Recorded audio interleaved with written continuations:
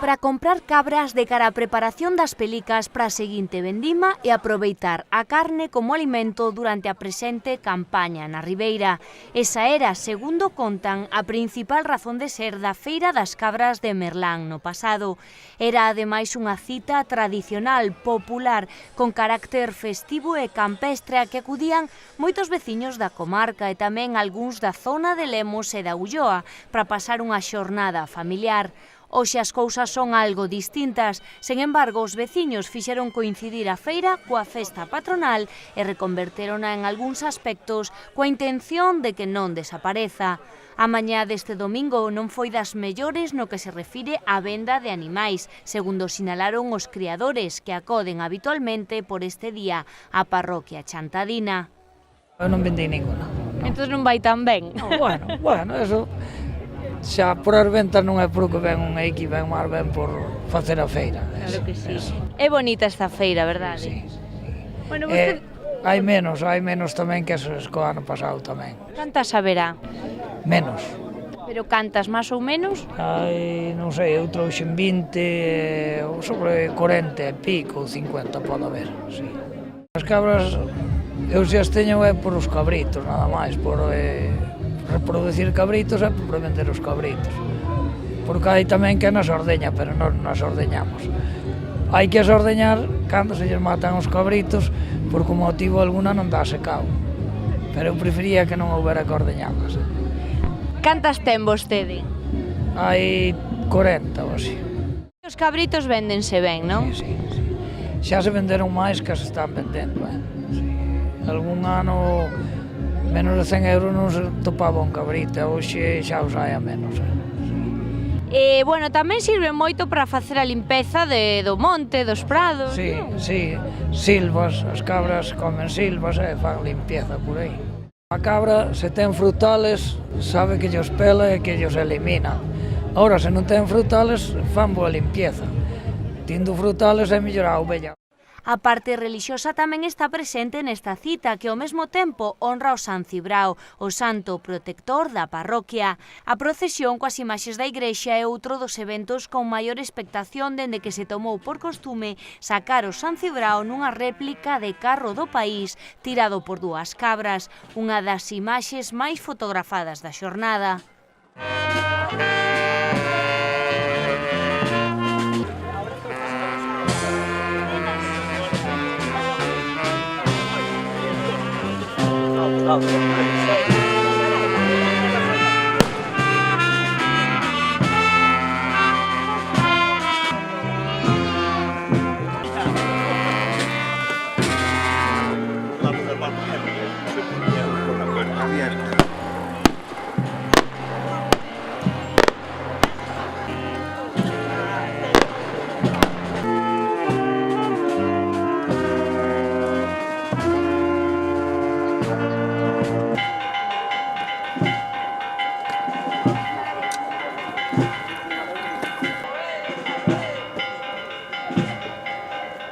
E o que tamén fai agardar unha cola é a degustación gratuita de produtos derivados do gando caprino, como é a propia carne cocida, o queixo ou o leite de cabra. Antes de degustar a carne, os encargados de preparala dende ben cedo, en un proceso que ven dende días atrás, son os propios veciños de Merlán, todo un equipo de traballo. Estamos picando un pouquiño, botaremos agora un pouquiño de aceite e pimento e cabra cocida. Pero iso xa trae algo máis de atrás, non? Porque a parte da cocción tamén é un proceso importante. Sí, é un proceso laborioso, porque hai que salar a cabra, hai que igual picala 3 ou 4 días antes, tela a macerar, botarlle bastante sal, hai que desalala 4 ou 5 veces despois. Antes era un manxar incluso barato, era un manxar que a xente comía e decía, bueno, vamos facer unha cabra, e cunha cabra arreglaba para toda a vendima. Agora iso perdeuse, agora para a vendima máis empanada. O atractivo fundamental da festa é a degustación. A xente gustalle participar, gustalle recibir ao mellor o agasallo da degustación, sabes, venche aquí, están contentos, música tradicional, é deso que é o que se debería orientar esta feira, a tradición. Riquísima. É a primeira vez que a proba? Sí, a primeira vez que a proba. Estalle gustando? Moito. A que se parece o sabor da cabra? Pois non sei, ten un sabor rico, pero non sei dicir a que. Bueno, e o queixo probou O non? queixo está buenísimo tamén. Sí. De onde ven vostede? Eu de aquí de Chantada. E nunca viñera a probar a cabra? Tiña habido a festa, pero a probar a carne non. Nunca a probamos. Mais é que eu pensei que vendían a racios e dixeronme que non. Gratis. Era gratis. Que lle parece esta feira? Coñecía xa de antes? Moitos anos.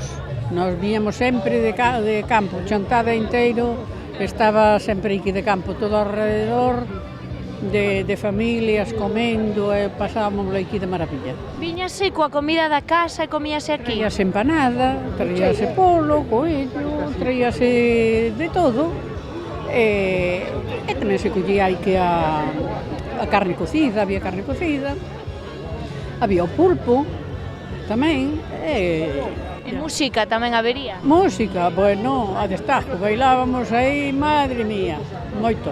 Pois que se siga mantendo. Eu teño bailado moitas veces a muiñeira aquí con meu pai, Dios lo descanse. Somos fijas. Son de aquí, de Merlán? No, somos de Chantada, ben.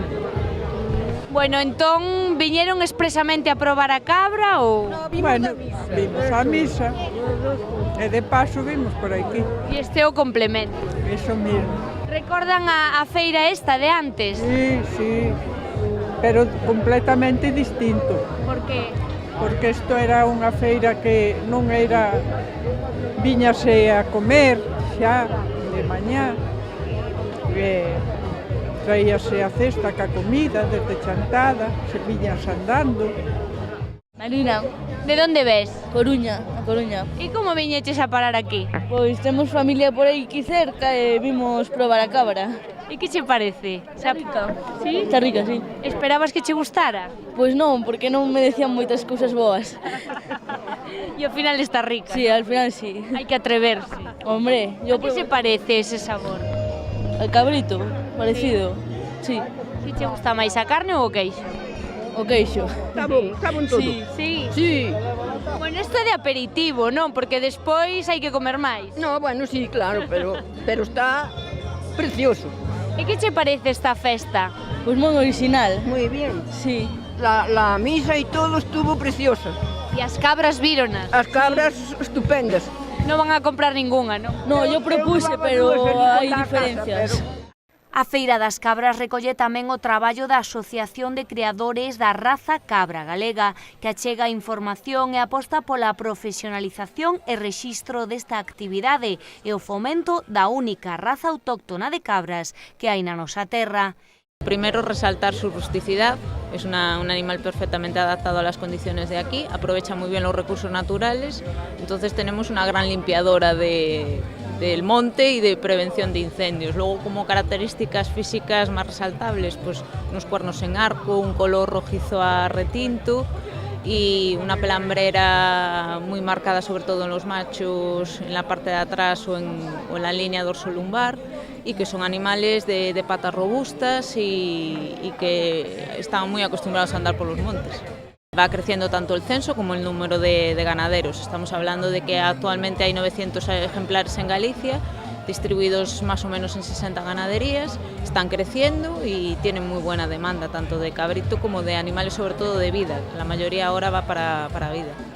Iniciativas e xestos que tentan conectar o aspecto festivo desta feira cunha realidade económica baseada nos recursos primarios pola que convidan a apostar moitas persoas. Convidados polo escritor Xosé Lois García, veciño de Podente, os artistas Mini e Mero tamén gozaron e reflexionaron arredor deste evento. A Kenya estuvo cantando hai anos, e bueno, vimos, algúns anos vimos a comer a casa de Lois e máis a festa da cabra. Así que non é a primeira vez. Non é, non. Bueno, como vedes a evolución no que se converteu nesta feira, pois tendo en conta da tradición da que procede? Home, a mí pareceme ben que se siga conservando, inda que hoxe xa non se vende a carne de cabra para os vendimadores, non? Pero, bueno, está un pouco deturpada do que era, non? Isto cheira a país, sabe a país, ole a país, bueno, eso é bon. A ese país que cada vez queda menos, é dicir, este rural que xa non é porque está abandonado e que será necesario recuperar de outra maneira. Teremos que poñernos entre todos a darlle pulo, porque senón é un territorio que é unha mágoa que desapareza. Temos dereito a ocupar este territorio e a seguir mantendo esa simbiose que existía entre a xente do campo e o campo mesmo, esa humanización do territorio. Cada vez se perde máis porque cada vez queda menos xente. O monte non é solamente árbore, non é solamente forestal, o monte tiña e debe ter outra serie de usos, debe ser o que se chama multifuncional, e a cabra, as bestas, a mesma ovella cumplen un papel importante como establecedores de barreiras naturais contra o lume e a xente, e sobre todo como mantenimento do monte, é dicir, o monte mantense. O monte sempre houbo monte raso, sempre houbo pastizal para o gando. Mero fixo unha aposta polo aspecto cultural destas citas con certa nostalgia. Eu, que son así bastante particular para estas cousas, sinto un pouco de pena pola perda que supón da tradición. Hai tantos valores que se perciben aínda hoxe neste pequeno resume do que foi a feira, porque eu, ademais, procurei documentarme sobre dela e sei que foi unha feira importante non para entornos, senón para a filosofía dun pobo, para o modo de pensar, de razonar, a cosmovisión que temos a partir do noso curro orixinal é importantísimo e iso estáse perdendo. Somos moito máis heteroxéneos, o cal impide que teñamos máis personalidade, que teñamos apego á terra. Estas cousas que parecen tan pequeniñas e anecdóticas son fundamentais para a formación íntegra dos humanos. Todo iso pérdese. É unha desgraza que vexamos, pois como actualizámonos, poñémonos a carón do tempo, pero perdemos fundamento do que somos. O peor do conto é que desaparecen estas cousas sin que a xente volver a reconsiderar o importante que é.